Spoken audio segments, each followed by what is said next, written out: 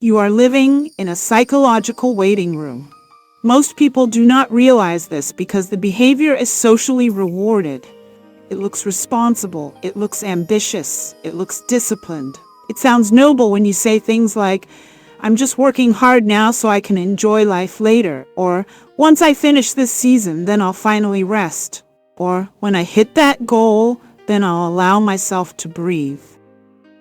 The language sounds mature. It sounds strategic. It sounds wise. But often, it is none of those things. Often it is fear disguised as responsibility. It is anxiety dressed in professional clothing. It is emotional avoidance masquerading as long-term planning. And it has become one of the most normalized forms of self-abandonment in modern life. Many people have quietly accepted a dangerous psychological contract. Sacrifice the present in exchange for a future that may finally feel safe, satisfying, or complete. The problem is that the future never arrives the way you imagine it.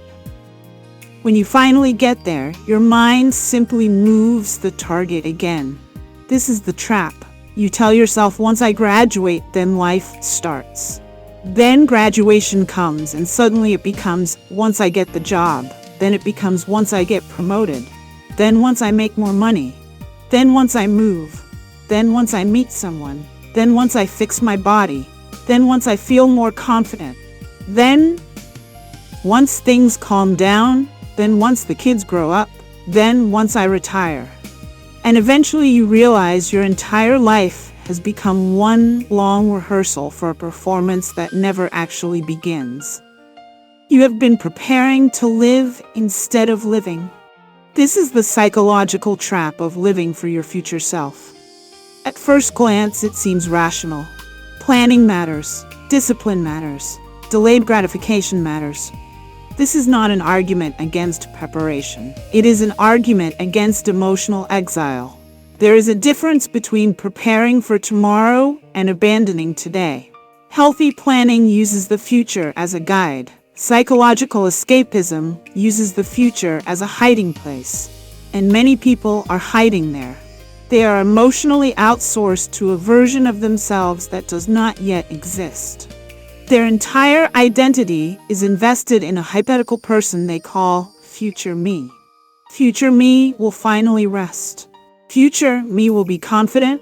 Future me will know what to do. Future me will be happier. Future me will be less anxious. Future me will be worthy. Future me will finally feel enough.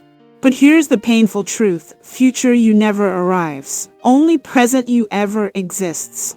That is all there has ever been. This moment, this breath, this body, this ordinary Tuesday afternoon, this imperfect season, this unfinished life, this is reality. Everything else is imagination. And yet, many people spend more emotional energy serving an imaginary version of themselves than caring for the actual human being they currently are.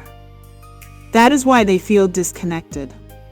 That is why success often feels strangely empty. That is why achievement does not deliver what it promised. Because they have trained themselves to believe fulfillment always exists somewhere else. This creates what psychologists call the arrival fallacy. The arrival fallacy is the belief that reaching a future milestone will permanently transform your emotional state. You believe the next achievement will solve the discomfort. You believe the next season will fix the anxiety. You believe the next external event will finally make internal peace possible. And sometimes it does. For a moment. You get the degree. You feel relief. Then it fades. You get the promotion. You feel excitement. Then it fades. You buy the house. You feel satisfaction. Then it fades. You hit the goal. You feel proud. Then it fades. Why? Because the problem was never the milestone. The problem was your relationship with the present. You were outsourcing joy. You were postponing peace. You were deferring your own life. No future event can permanently heal that pattern. Only presence can. The mind that lives entirely in the future develops chronic anxiety. Why? Because the future is uncontrollable. The brain interprets uncertainty as danger. So if your identity becomes emotionally invested in a future outcome, your nervous system remains permanently activated.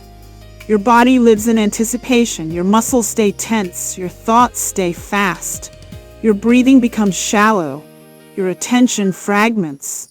You stop noticing ordinary beauty, you stop tasting your food, you stop hearing birds, you stop seeing sunsets, you stop laughing deeply. You stop inhabiting your own life. You become mentally absent from your own existence. That is what chronic future living does. It turns you into a ghost. You are physically present but psychologically elsewhere. At dinner, your body is at the table, but your mind is at next week's deadline. On vacation, your body is at the beach, but your mind is in next month's responsibilities. In conversation, your body is listening, but your mind is editing tomorrow. You begin missing your own life in real time. And because society applauds busyness, you rarely notice the loss. You call it ambition, you call it productivity, you call it responsibility, but your nervous system calls it exhaustion. Your soul calls it grief. There is another hidden cost. When you continuously sacrifice today for tomorrow, your present self begins to feel used. You start treating yourself like a machine, not a human, a machine. Wake up, produce, optimize, improve, delay rest, delay pleasure, delay joy, delay softness, delay stillness, delay humanity. This creates internal resentment. Your mind begins resisting your goals. You procrastinate, you numb out, you sabotage. Not because you are lazy, because part of you feels exploited. Your internal system is protesting. It is saying, why should I keep cooperating if joy is always postponed? This is why burnout often hits high achievers so hard. They have made a career out of emotional deferral. They became experts at postponing themselves. Eventually, the system collapses. The body says no, the mind says no, the spirit says no. And what looks like burnout is often accumulated grief over years of self-neglect. The tragedy is that many people think this is normal. They believe adulthood means endless postponement. But adulthood was never supposed to mean abandoning wonder. It was never meant to mean permanent tension. It was never meant to mean becoming emotionally unavailable to your own existence. Planning matters, but not at the expense of presence. Responsibility matters, but not at the expense of joy. Discipline matters, but not at the expense of aliveness. A healthy life integrates both. You can save for the future and still enjoy lunch today. You can pursue goals and still notice beauty. You can build something meaningful and still laugh in the middle of the process. You can be responsible and still be alive. That is not laziness. That is psychological maturity. The first step is recognizing the illusion. The future is not where your life happens. Your life happens here, now. This ordinary moment, this boring commute, this quiet room, this unfinished season, this conversation, this breath.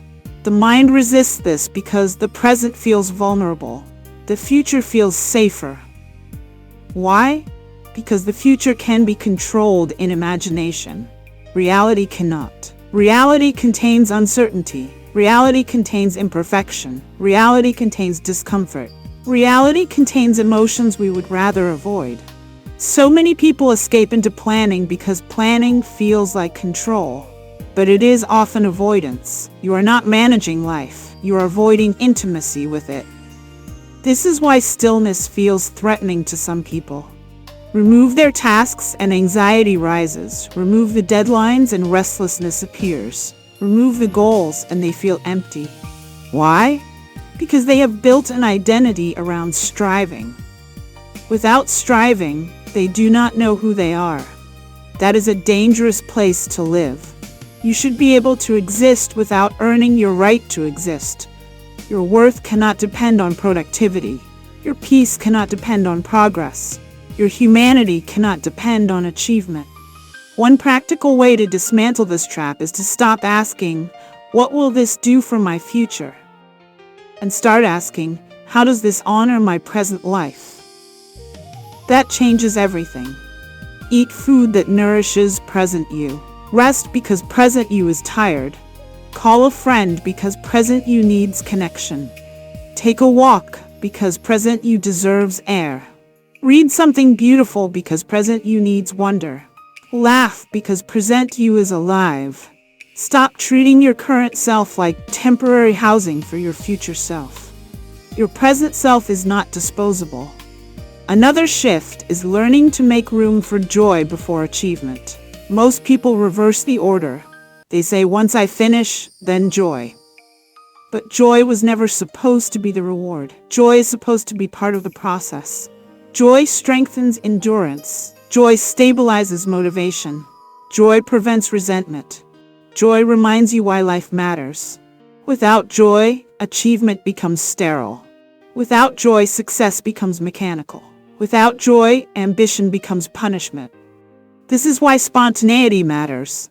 Not because it is productive, because it reminds your nervous system that life is happening now. Drink the coffee slowly. Watch the rain. Take the long route home.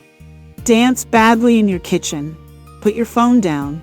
Look someone in the eyes. Let yourself laugh longer than necessary.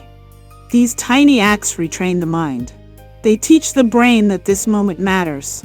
And when the brain learns that the present matters, anxiety begins to soften.